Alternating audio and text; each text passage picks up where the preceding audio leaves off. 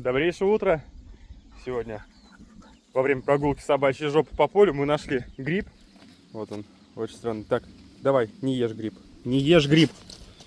Этот гриб называется ханкук. Собачьей жопе он очень понравился. А ну хватит. Вот. Ну а сегодняшняя загадка звучит так. Что не влезет даже в самую большую кастрюлю?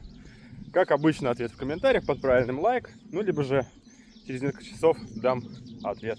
А на сегодня отличного дня, отличного настроения и до завтра.